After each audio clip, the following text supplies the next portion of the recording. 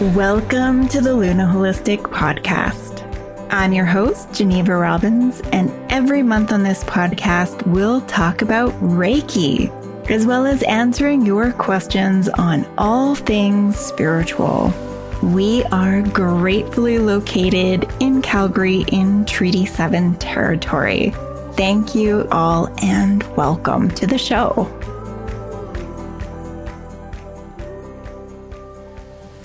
Hello and welcome to the Luna Holistic Podcast. My name's Geneva Robbins, and today I have Alicia Marie with me.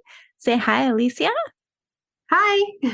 It's good to have you here. I'm really looking forward to talking about magnetic manifesting and how we can align ourselves with the law of attraction and all of the good stuff in the universe. It's something that you and I talk about quite a bit. So I'm happy to tumble down the psychic rabbit holes and talking about how the universe syncs up with us with you today.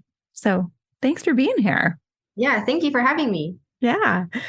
What we'll do to start, which is something we always love to do, is our collective breath of gratitude. So just taking a little micro meditation moment. So for those of you listening, if you happen to be driving a car, keep your eyes open.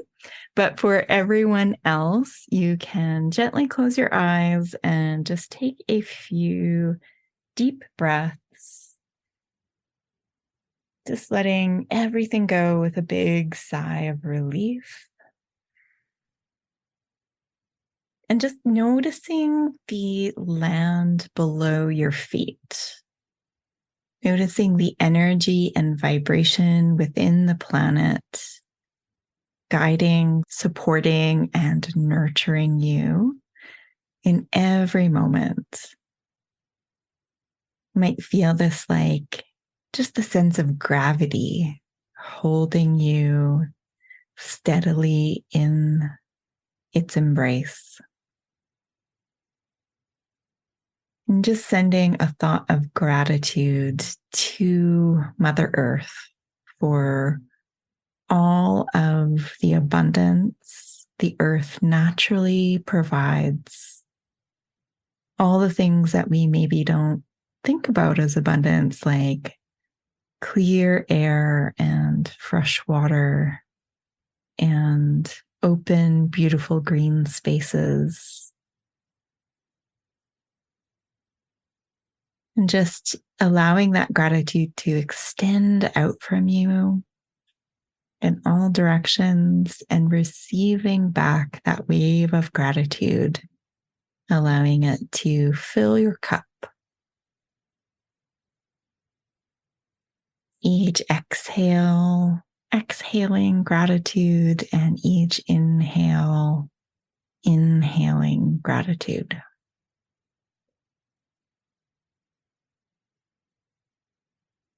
And see if you can soften the breath even more, letting everything relax, restore, and reset. Lovely. Thank you. And when you're ready, you can gently open your eyes, wiggle your fingers and your toes. And yeah, thank you. Thank you for joining me on that little ride. How did that go for you, Alicia? That was great. It was able to have a few minutes of peace and quiet. So that was wonderful to collect my thoughts. I love meditation very much. Yeah, it is really, really lovely. It's for me the go-to move whenever I'm confused or upset or just kind of tired and dragging. Taking those little moments wherever I can nab them. I always think of it as like stealing back time in 5-minute segments. So, I kind of look around really greedily throughout my day, and wherever I can find a slice of time for self-care, I take it. So selfish, taking all that time for meditation. But I think you have to. It was one of the things we were talking about before we hopped on the call was just how lots of people are kind of feeling that like kind of burnt out sensation of just feeling heavy, like everything's dragging, which I think is also kind of this time of year. We're recording this in February, so it's cold here right now. And there's sometimes it's just with the weather and that it's dark, and it can really like kind of tap out your energy reserves. So for me, doing self-care in the form of meditation kind of helps recharge things a little bit. Even though it's wintry and cold, I imagine when I did that little meditation just now, I imagined green plants because that's what I I want right now. But yeah, so beautiful sunny days filling my schedule. So, but I'm curious for you on that topic of like things that help you shake off that like heaviness. I know you have two awesome little boys who are like full of energy, which is exhausting all in itself. And you've got an incredibly full, vibrant, packed schedule. What are some of the strategies that keep you going in terms of self-care? What hits the reset button for you? The reset button for me, I was just actually asked that question not too long ago by another individual. So when I notice myself sitting in front of Netflix, watching TV, I know when I have a billion other things to do and I'm sitting in front of the TV, I know that is my cue to say, okay, I need to do something for myself in order to get out of this slump that we all see, especially with all the new seasons coming out.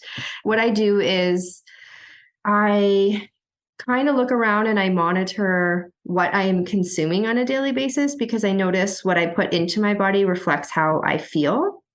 And then I use a few different meditations, some from your website on Luna Holistic, which is really beautiful and super easy to follow. And sometimes if you just put into Google like white noise or calming effects, those are really, really good and very powerful if you want to read or if you have to study. Kind of gets you out of the mindset of that slump. And it's just similar what you did before we started the episode with the 5 minutes of Reiki and from gratitude. So knowing your cue, I think, is the most important spot. And when you do know your cue, to move forward of, okay, how can I become more positive and more aware and continue on with the path? Because if you sit in front of the TV, that doesn't sometimes serve the best purpose. And it's just knowing when it doesn't serve the best purpose is kind of how I do that. Yeah. I always think of it as there can be this slippery slope, right? Yeah. Of like, you can just tumble down into this spiral of numbing that only increases, it doesn't decrease. And then sometimes it's also like accompanied with like the shame pit thoughts, it's like, I think of it as like this terrible vortex that sucks you into the absolute darkness. and that along the flat part of this cone pit are all of these little red flags of like, go back, like if I'm doing this, you said it, Netflix is seeing what your little numbing signals are or what your red flags are. If I'm doing this behavior, that means then I need to go do this. Yeah. So finding those little red flags that are sort of signals to like turn back and do something different are totally important to know. And everybody has their own, right? Of like, now I know I'm numbing. I'm not just kicking back and relaxing. This is like, I am absolutely avoiding whatever the thing is that I don't want to do, or I know I need to do, but it's maybe scary. It's vulnerable. Because it can be both of those things that can kind of get us stuck. And for me, my go-to thing is like when I notice that I'm doing that, I always think, okay, I need to go back to the energy. So I must need a form of energy, but I'm not feeding myself the right fuel. So coming back and doing a little bit of meditation, a little bit of Reiki, and then also like really simple things like getting up and getting a drink of water or walking around or doing a little bit of stretching and yoga, like something that's going to disrupt what I'm doing. And it's like, because sometimes I find it's like, even if I can interrupt that numbing signal or that urge to numb, even for a moment, then I can get myself onto a new track. So it doesn't have to be like, oh, now I have to drag myself to do the thing. It's like, I'm just going to do one little tiny positive, healthy thing for myself that is nurturing and gentle. And sorry if I'm always looking for gentle exit routes, back to it. And then also just sort of like, if I know that if I have a day where it's like, ugh, I just really didn't get anything done, then I kind of will, sometimes I'll just say, okay, I'm calling it quits on this day. I'm not going to ask myself to do anything strenuous, but I am going to go to bed early. And so I will go to bed at like 8 o'clock. Like, I find being tired or sort of dragging is like, sometimes it's just as simple as like going to bed early and getting a good night's sleep and like starting fresh the next day. Because there's some days that are just like a gong show and it's a write-off. And then sometimes in taking that pressure off, sometimes my most productive days are the days where I let myself play or I let myself have fun, because then my mind starts getting curious. And I find curiosity is often the way out of that numbing and avoiding, is like, let's just do something on the edges. Let's just do one little easy bit. Let's do one part of it that I can put like stickers and glitter and, I can get crafty with it. If I can somehow make that thing fun or enjoyable or give myself a little like reward for my inner 4-year-old, then I can kind of get movement going. But yeah, how does that sit with you, Alicia? Yes, I think that's very true. I took a psychology child class last semester, and curiosity was one of the biggest key traits for children's mind to develop. Mm-hmm. So I totally agree with you, 100%. Yeah, but I think it's like curiosity is like important for kids, but I think it's so crucial for adults. Getting curious, for me, sometimes that can like take me out of anxiety. It's like, because anxiety is this thought of like, what's going to happen? But then if you're curious, it's like, what's going to happen? It changes the whole tone. And so you can kind of go into that mystery, into that unknown, and with a little bit more bravery, with the feeling of being an explorer instead of being like pushed and shoved into this scary future where you don't know what's going to happen, so yeah, because vulnerability and doing brave things can often lead to this side effect of like numbing like mad and avoiding like mad. I know you're incredibly passionate about like helping people and you've got a lot of irons in the fire. You work at Luna Holistic and you're like doing a lot of things to help people, in your career. And I imagine that you might get to places where you're like, I'm just going to like toss in like, I don't want to do this anymore. This is too hard. I know I have gotten there. What has helped you when you want to throw in your towel on your dream? Yes, that happens often.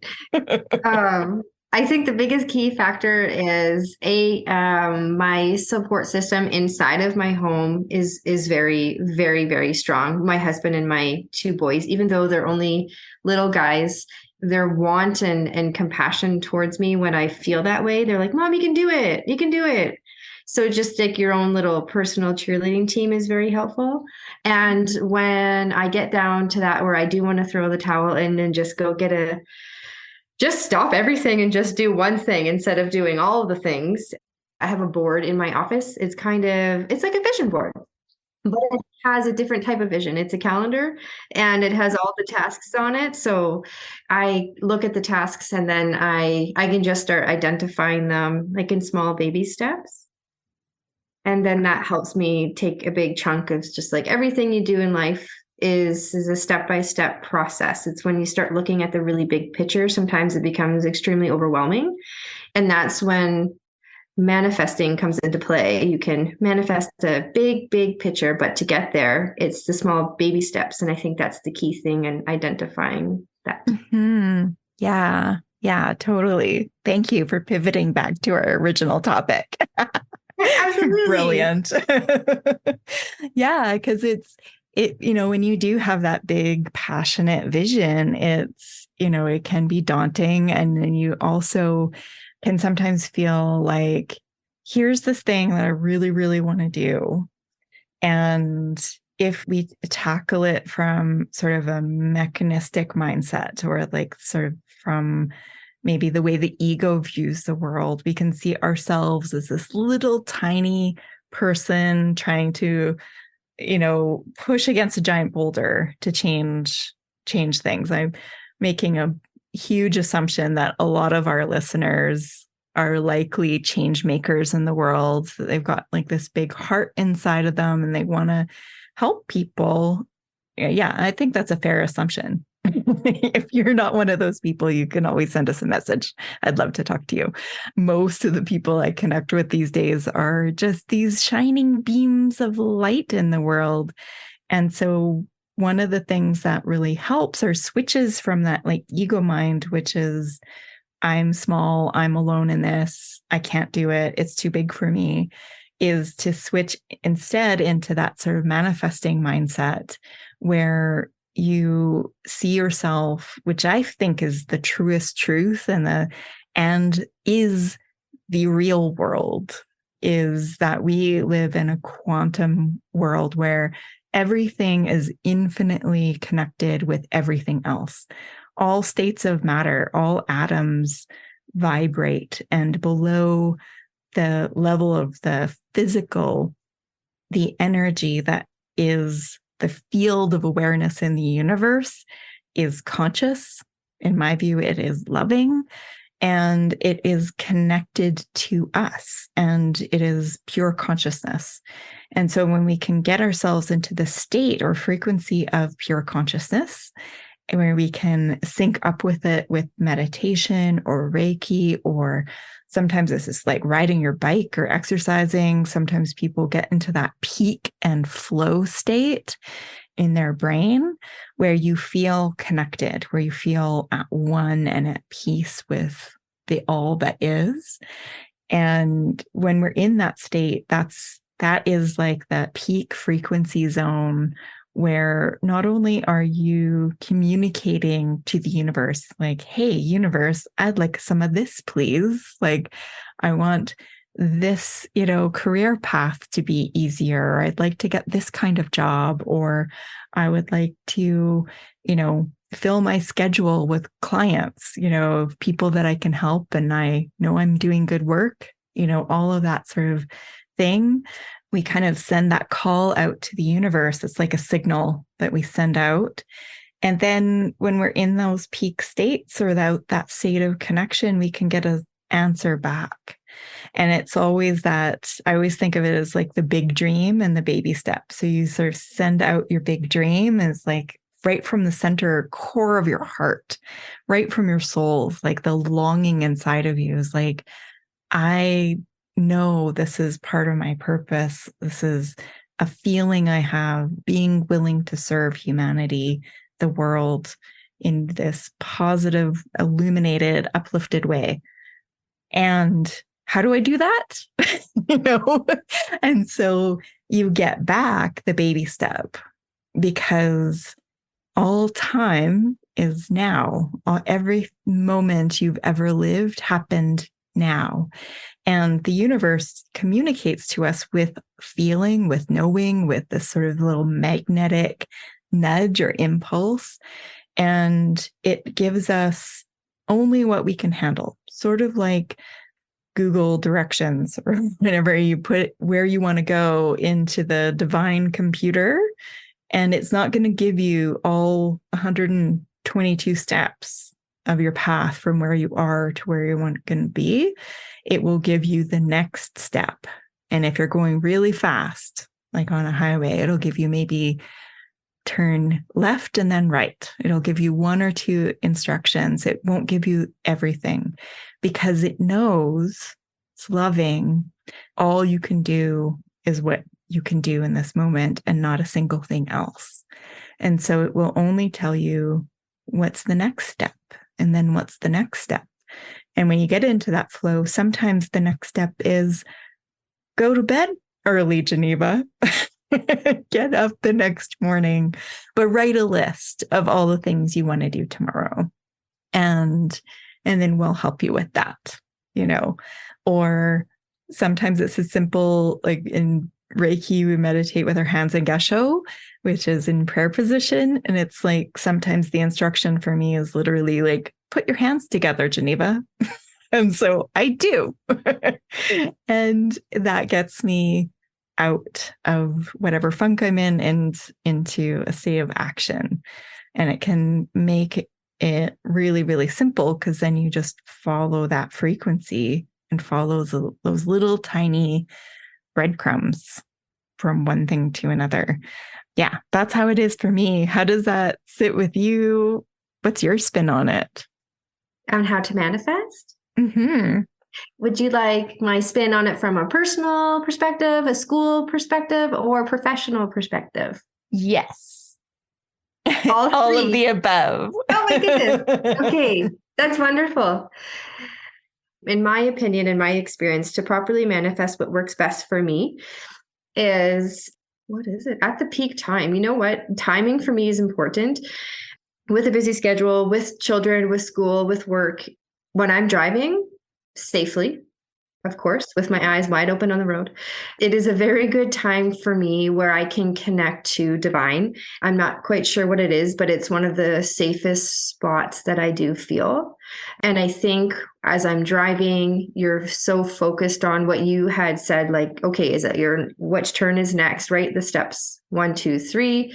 And then certain thoughts just kind of come to my mind, like, okay, yep, I got to do A or I got to do B outside of driving. And then when I come home, before I go to sleep, I really identify like what time I'm going to bed, whether it's 9 o'clock or 10 o'clock. And that for me is really important because it's a huge transition period. If I'm manifesting at 10 o'clock after a super long day, it doesn't seem to give the proper results, as opposed to if I'm more focused at 9 o'clock, everybody's safe, everybody's asleep, and I'm not excessively tired, I can then really identify like, okay, where do I want to go from all levels? If it's a school level, professional level, and a personal level, the time for me is very important. So I usually do that about 9 o'clock at night.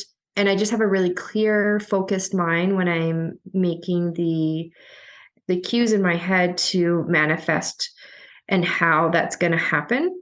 Sometimes I'll draw a picture, sometimes I'll take down notes. And if not, then sometimes I usually fall asleep. And the reason why I like to fall asleep afterwards is because it's the last thing that I thought about. So when you're sleeping, your brain's really thinking about all of the things that you just thought about before you went to bed. Because what does Google say? It's not good to watch TV or have any screen time 2 hours or so prior to falling asleep, which is almost impossible for a lot of people who work or a lot of people who are in school or media. But when I do follow those guidelines, when I wake up in the morning, I feel a lot more refreshed. And then I continue on that little bit of manifesting and say, oh, okay, like this becomes more clear now because I've unconsciously thought about it when I've been asleep. And then that allows me to create a bigger vision board. And then that's just kind of the process that I go about it. That's brilliant. That's brilliant. It reminds me of a process that you did with me when I had a couple of options. I don't know if you remember this or not, but it stuck with me because it was really powerful. I had a couple of choices that I was sort of wrestling with, and I wasn't quite sure. It was really difficult to kind of get a clear read on sort of my compass, which way is the best way. and you got me to write down, take two little pieces of paper. Do you know this? You know what I'm talking about? Do you want to explain how you do that, of making choices and by the feeling of, yeah. Yeah, absolutely.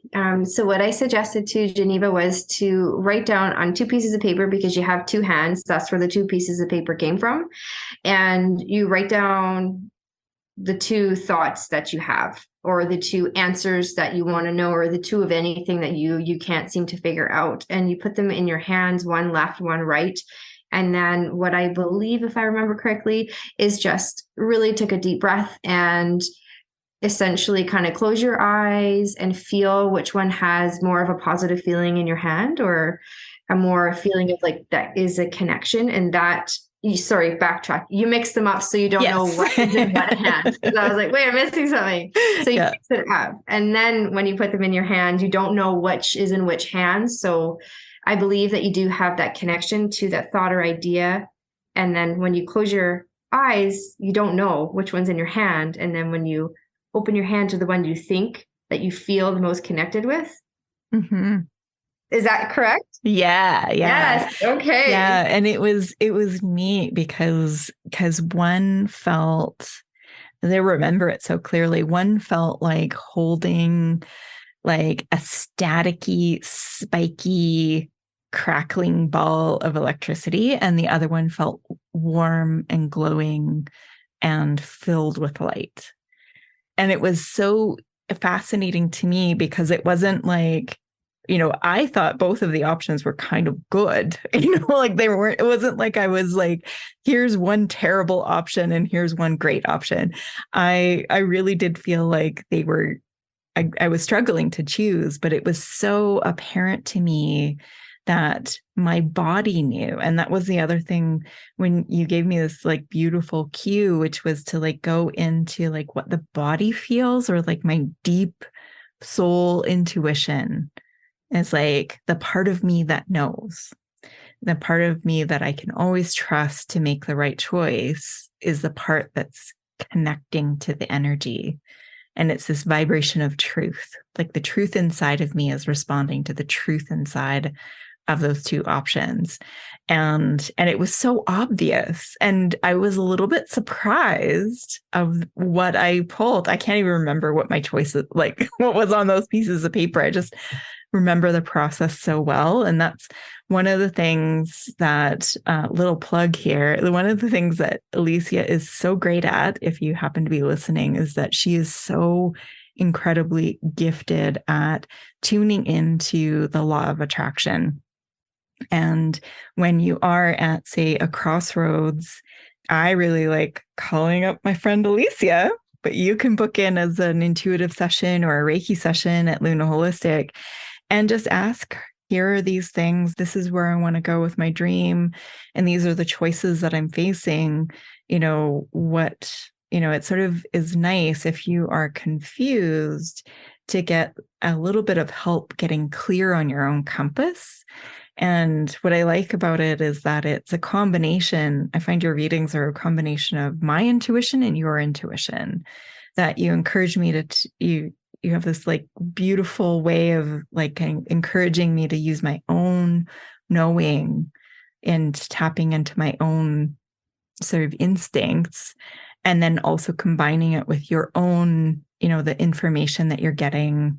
I find that it all aligns really, really well, and that when you say something, it's like it zings with me. And so it's paying attention to that sort of like, Louise Hay calls it sort of your inner ding, or just something, like you get sort of a sensation inside, or it rings as truth, or sometimes people get like head to toe chills of just like, yeah, that resonates with me. And because it forms a harmony with inside you, where you want to go, where your big dream is. And then you get this sort of like clarity of what your next steps are. So that's why you're awesome. Oh, thank you. Right back at you. Thanks.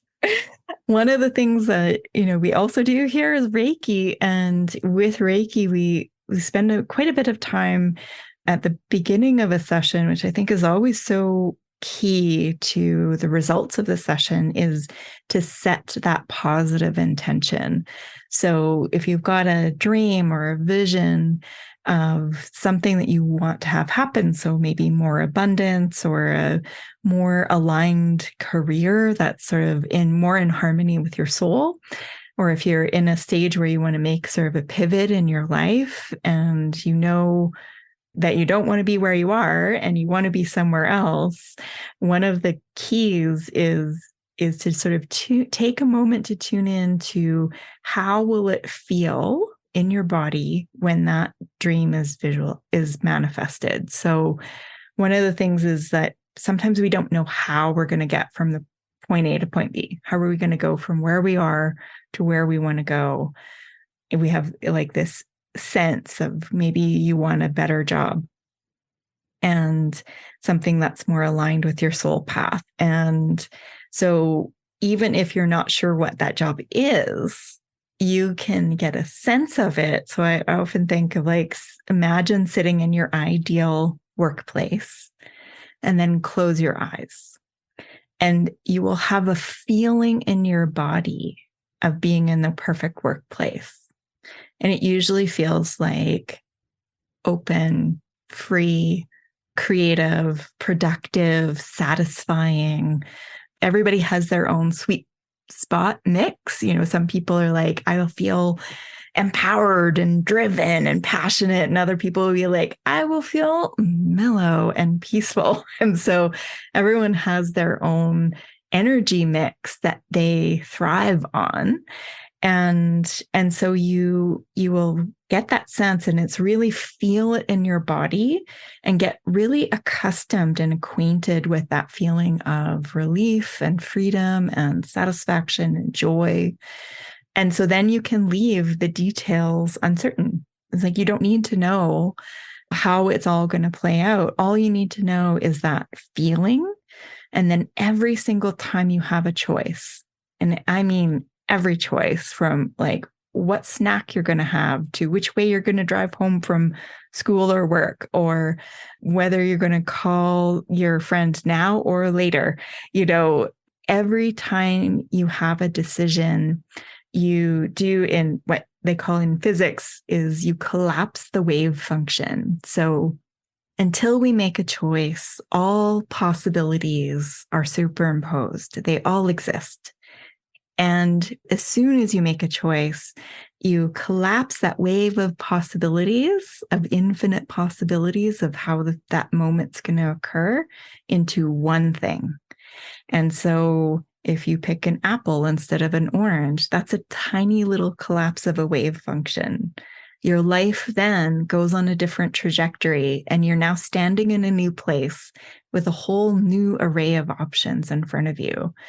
And if you're making those decisions from a place that is aligned or is close to that feeling state of what you want to manifest, then you're going to get new waves of potential energy. You actually literally change the fabric of reality around you, and you get a different world. And doors that used to be closed or not even available start opening, and all of a sudden you start meeting people. Synchronicity goes up.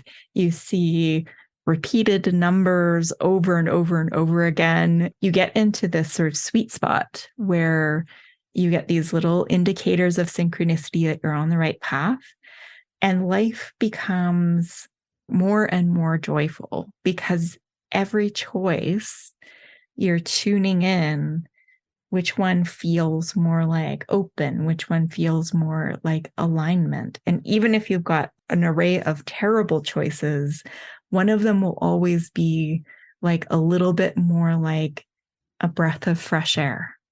You know, there'll be a little bit more of a flow to it. And so then you just take a step towards that one. And bit by bit, step by step, you get into a different place. So there is that like need for that big vision. We need to know where we're headed. Otherwise, we just end up in some random place. You know, it's sort of like if you get into the back of a cab, the driver says, "Where to?"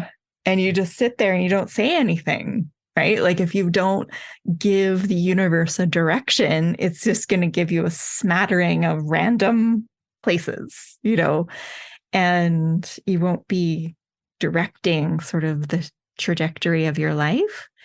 And you have to let the universe provide the most optimal route. You don't need to worry about taking a wrong choice, because just like GPS in your car, it will reroute you.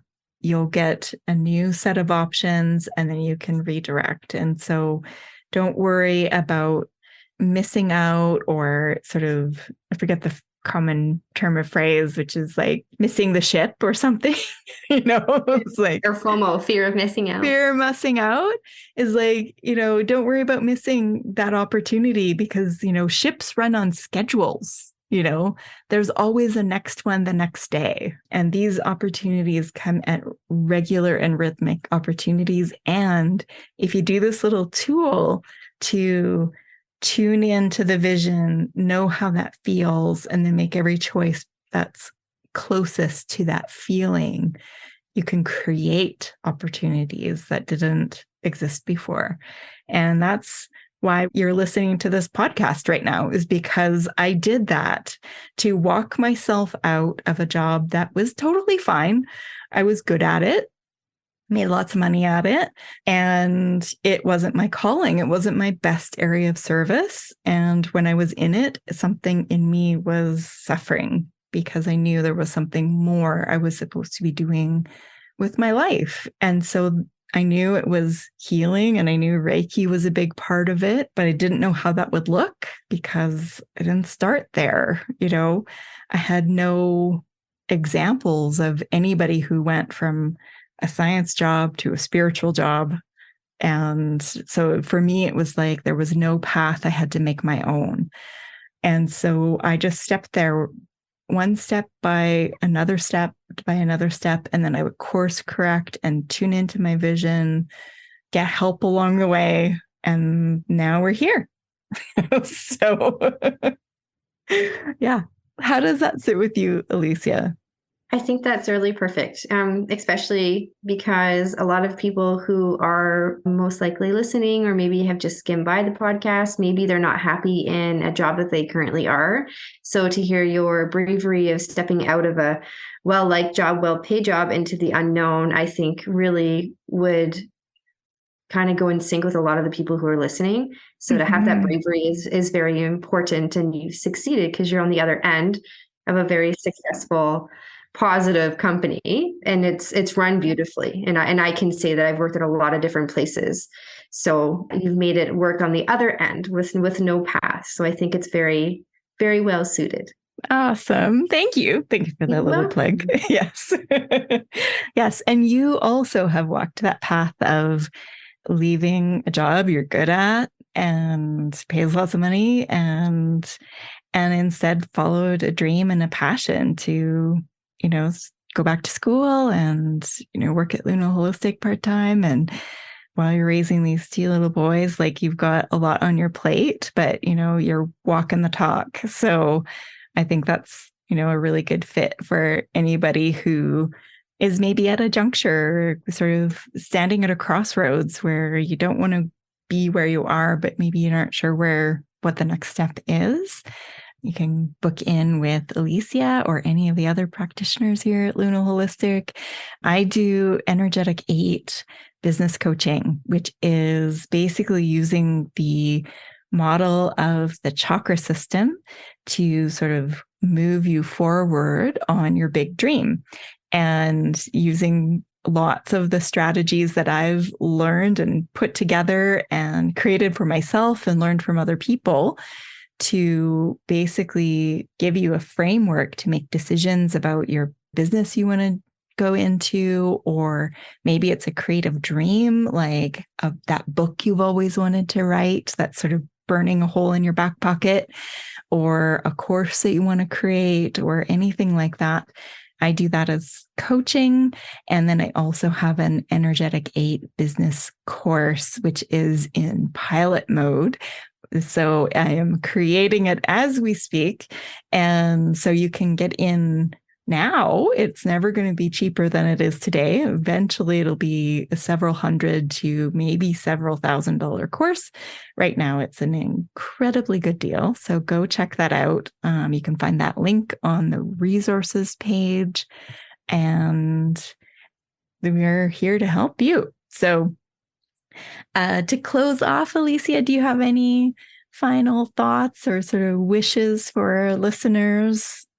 No, I think the best thing I can offer anybody who's willing to listen is to be open to any dream that you want to have, because nothing's out of reach as long as you believe that it's not out of reach. You're the power of your own destiny. Ah, brilliant. Nailed it. Mic drop. No further words are required. Thank you so much for being here today with me, Alicia. Thank you for having me. We'll catch you all next time. Thank you for joining us on the Luna Holistic Podcast. We're so grateful that you are here. If you've got a question, we'd love to hear from you. Go to lunaholistic.com/podcast and we'll answer you in an upcoming episode. Be sure to subscribe to our show on Apple Podcasts or Spotify. And also please rate, because you never know where your little 5 stars will go to shine light into somebody's heart today. So thank you very much, and we'll see you next time.